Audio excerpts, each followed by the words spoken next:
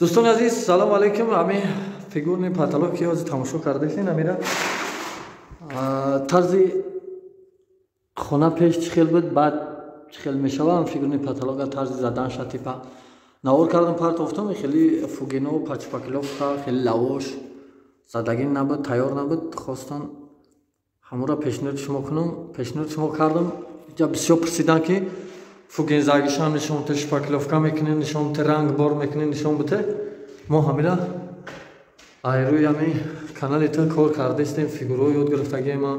پیش برده استیم همین کاسمتیکاش هم خواهش کردن برادرای عزیز یارو ما رازمیر پازمیر هم اشگاو زاگی بدیم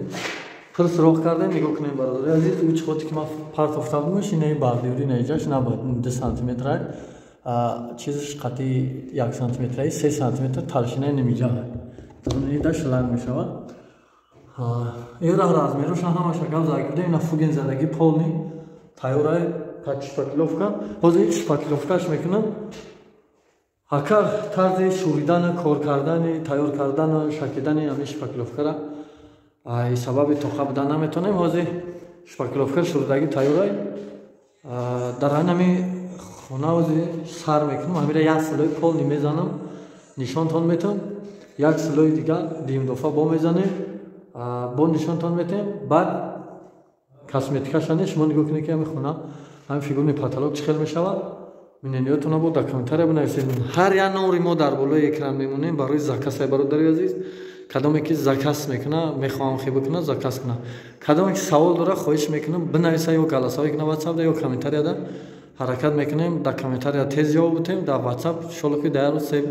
ماکسیموم 5 ساعت 10 ساعت دیر جواب شروع میکنیم تماشا کنید دوم نوره شپاکلوفکاش میکنیم با چه خیلی میتن بعد شپاکلوفکا رنگ بار میکنیم پیشنهاد شما میکنیم انا که تماشا کنید عزیز دوستو شپاکلوفکا کردیم پانی یکم سلایش تمام کردگیم روی ایسو شمال قوقش دیسه یا تریزه داره های موندگیم انا که قوقش دیسه قوق شود دیم سلایش میزنیم بعد دیم سلای که قوقشید شکوریتش میکنیم بعد از شکوری نوبت برنگ بار دیگهش میشود نه خودش شما خواستیم برای کاسمتیکاش نه دوام شد تماشا کنیم اینجا ما شپاکلوفکا کردگیم یکم سلای دیم سلای میزنیم بو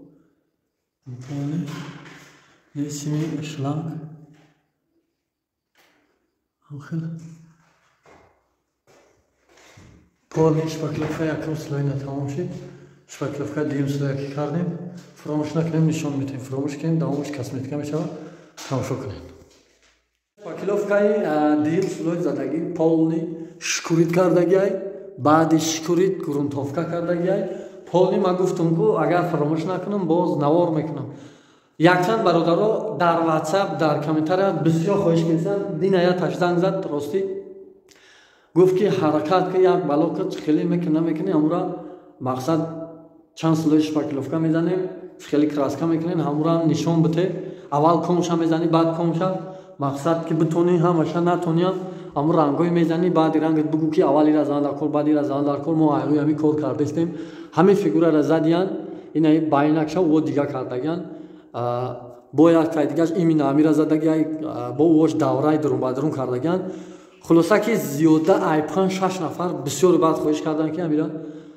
حرکت که مدل کاسمتیکاش نشون ته این نکش ما دیده پاچپاکلوفکا تیار بود یک سلای زدگی بود نشون دادم این دیم سلای شکورید که اگه گرونتوفکا با پیویا زدگی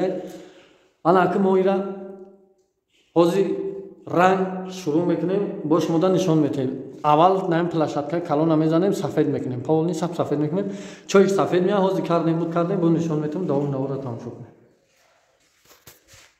خب کی باشه نگاه کنید حاضی پلاشتکا را اینا سفید مقصد ترایازی هم نکی سفید توفیق کنه شپاکلوفکا زرپشای کمتر درونی این دوره باینه درونی این دوره ایجگی را سفید کردگی در دیگه نوارم درونوی کبوتا یا از با پریدل کش دیگه میشود این از این قدر جمع دیگه میزنه دیم سلوی یکم سلوی زدگی بدیم خواستیم که نول کنیم برای مینوتی ویدیو من دروز نشیدن دیم سلوی نشان میدیم انا بعد که حوزی تمام میکنن سر میکنیم این لاولوی باردیور مونه سیاه میکنیم خب وقت رو انا هم نوبتی هم میشود اول سه تا دوره را درون شد 2 سلوی سفید و د امولسیا بعد این سه دوره را این پلاشات کرا پولنی بعد این جای پلافونو اینجا کبود میشوه بازی با دام نو را تماشا کنید اینجا دا فهمیدگی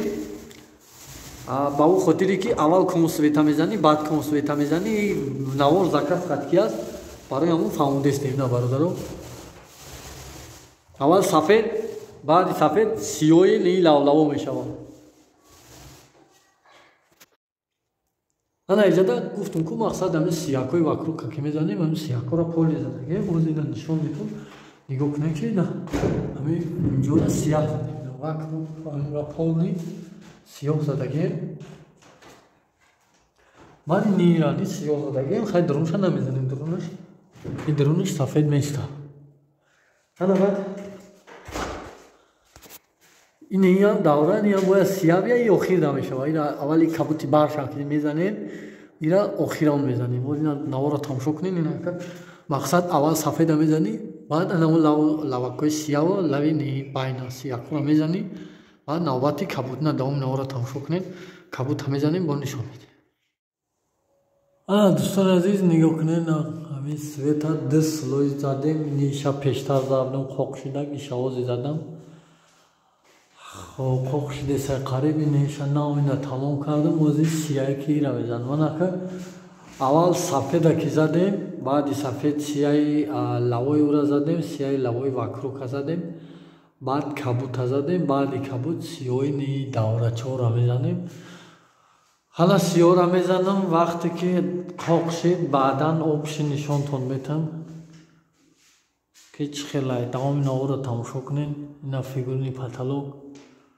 چود کیا کرد خیلی که خواستین که اول کنسویچه بعد کنسویچه اینا خیلی میزنی برادرو انا که تماشا کنوی زد من پتالوگی ما فقط پلینتوسی پتالوش نیست لیوسترش پلافونش موندگی دیگه 100% تیار شد اینا پولنی خیلی قاقای همه جو بجو کردگی اینا شما نگاه کنید که اکنون این خیلی بوده انا که با لیوستر پلافون و چیزوش که زدیم با شما در نشان میتیم طرزی کارکردش در کانالم بود گفته این که کاسمتیک میشه چوش سر میکنید در چوش بعد اینجا در پاستافکا رفته ایستایی ولی بچه های دل نوار میشه در کانالم شانه انتظار باشید تماشا کنید انشاءالله که هم نوار را سخت دستگیری کنید ستاتوس ساز شود نوار جالبا با پیشنیاتون میکنید اینا دوستان عزیز فیگورنی پتالوگ ما چیز توای پولنی 100% آماده اینا 100% تیاره دوستان عزیز نگاه کنید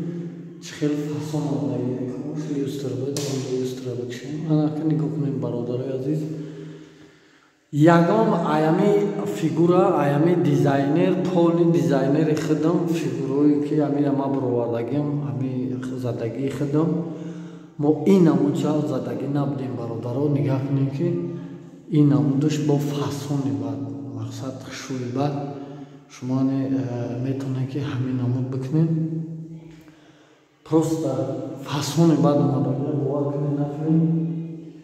هر یک آدمی که همینجا اومده همین را دیدگی های سرازده ما هم خیلی میکنه میگه سرازده نرخش همه پرساو ای پای هم نشوه با خدا قسم فصل بعد اومده در خونه 6 با 3 و 15 با 6 10 در آن همی زدگیم خیلی نگاه کنیم باز با کمشا بکشیم اینا اسویشین دیره میکشیم شنام کشایانه اینا اسویشین اگریم کنیم پلاس لیوستره پلافونه میکشیم این پلافونش شوش میگرفته در حالت تاریکی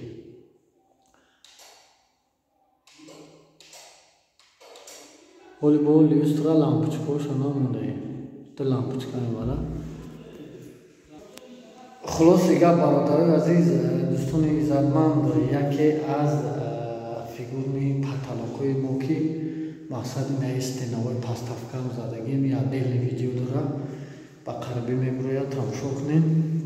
انشاءالله. مسئله همی نرخ همیره طرزی کارکارچه طرزی همیره زدم شد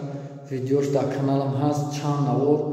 طرزی زدنش طرزی کاسمتیکش همش هست برادرو. این نوارم خواهش کرده بودیم اینا مرحمت نه نوارا پام کنین. نمروی دبلوی اکرام ببینین چیستا برای زکاس های دوستان عزیز توزه برای زکاس مراجعت بکنین انشاءالله که همین نوارا را دستگیری کنین. چقدر پراسمات رو خوب بگیرم پدپسچکمون زیاد شده میگیرن نوارای جالبه با پیشنهاد شما میکنیم. خدا نگهبانتون دوستان عزیز. نوارای آینده مراجعت کنین نوارا را پام کنین. سلامت باشید.